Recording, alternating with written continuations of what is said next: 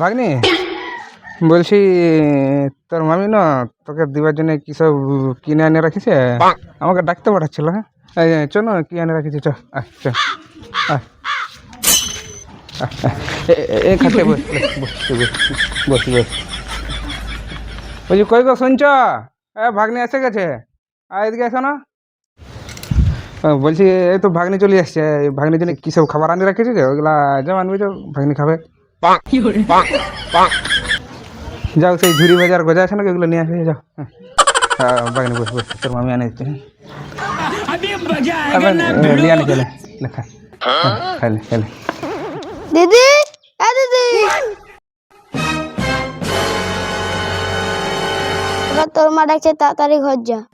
এ মা, আমি তো ভুলেই গেছিলাম, আমাদের ঘরে কুটুম আসে বসে আছে, আমাকে মিষ্টি আনতে পাঠাইছিল।